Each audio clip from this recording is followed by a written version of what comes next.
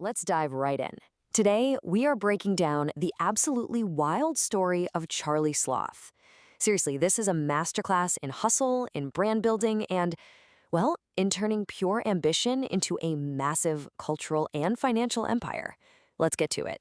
So we have to start right here with this number, 800 million pounds. Just let that sink in.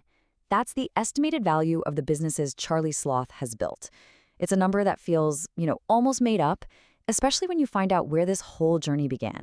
And that's the other side of the coin. This one quote grounds the entire story. To go from a place where you literally can't afford diapers for your newborn son to an 800 million pound empire, the question is just how? How on earth do you even do that? To really get the blueprint, you first have to understand the fire it was forged in. This isn't a story that started in some fancy office or with a big investment. Nope. It started in a shed, and it was fueled by pure desperation and this, just unbreakable belief in himself. I mean, just picture this for a second. He's living with his family in a shed. No toilet, nothing. He's battling crippling anxiety, constantly wondering if he's just being selfish by chasing this crazy dream. And on top of all that, he's working 18 to 20 hours a day, 7 days a week. He said the pressure of not wanting to let his son down was like nothing he'd ever felt. And that became his rocket fuel. But here's where things get really interesting. Around age 21, he has this massive realization. He figures out that just chasing money, which he had to do to survive, was making him completely miserable. So he makes this huge mental switch. Stop chasing the cash and start chasing the win. Just focus on being the absolute best at what you're passionate about and trust that the money will follow. That decision right there, it changed everything. And that decision to chase passion over money led him straight into music and to the creation of something that will become a cultural phenomenon, the very foundation of his entire career, Fire in the Booth. Okay, so check this out. He gets to this major crossroads. On one side, he's offered a six-figure deal in America. Life-changing money, right? The quick win. On the other side, an opportunity at the BBC for 140 quid a show. His whole team thought he was completely insane for even considering it. But Charlie wasn't playing checkers. He was playing chess. He saw the BBC not as a tiny paycheck, but as a giant platform to build something with real, lasting cultural power. And this is exactly how he built that power. He didn't just wing it. He actually created what he called a brand Bible for Fire in the Booth. It was never just another freestyle show. It was built to be a trusted institution. It was for the community, a platform for raw, street-level talent. And the integrity was non-negotiable. He never ever took money from an artist to get on. In fact, he famously deleted hundreds of recordings that weren't up to par because protecting the brand's quality was more important than anything. And here is the absolute masterstroke, the genius business move. Long before he ever stepped foot in the BBC, he had already trademarked and copyrighted the Fire in the Booth name and concept.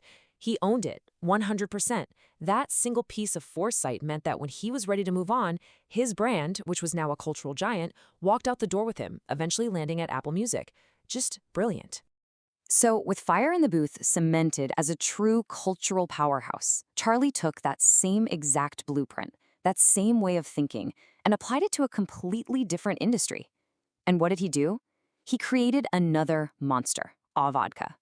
And the results? Well, they speak for themselves. In the UK, Au Vodka didn't just compete, it dominated. It sold twice as many bottles as Grey Goose, an absolute giant in the industry. I mean, that's not just a success, that's a total market takeover. So you gotta ask, how did he do it again? Well, he used a strategy he calls shadow marketing. Think about it like this. Instead of yelling at you with loud, flashy ads, he focused on making the brand feel like it was just there, organically, naturally connected to success. It's about planting these subtle seeds and letting the culture itself do the heavy lifting for you. And this timeline just shows you the genius of the execution. The plan was methodical. One of the most brilliant shadow marketing moves was teaming up with music platforms. Whenever an artist got an award plaque, they'd also get a gold bottle of Au Vodka. So what happens? Subconsciously, everyone watching starts to connect that gold bottle with winning, with celebration, with making it. That's marketing you just can't buy. And now that brand is on track for a valuation of over $1 billion. Insane. But, behind all the branding genius and the billion-dollar numbers, there's a real human story. So let's take a look at the personal lessons, the doubts, and the sacrifices that come with this level of insane ambition. Even after all of this, he still admits to having self-doubt. But what's so fascinating is how he thinks about it. For him, it's not a weakness. He calls it a safety mechanism. It's that little bit of pessimism that keeps him humble, that keeps him grounded, and stops his massive self-belief from turning into straight-up arrogance. It gives him balance.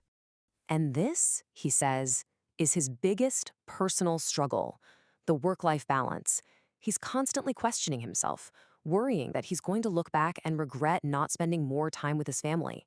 He knows that everything he does is for them, but he also knows that for kids, it's the time you spend with them that really truly matters most. It's a conflict a lot of us can probably relate to. So when he was asked, what if you achieved it all? What if you stopped working and just had to relax? His answer was just one single powerful word: lost. Which is incredible, because what's the opposite of lost? It's found.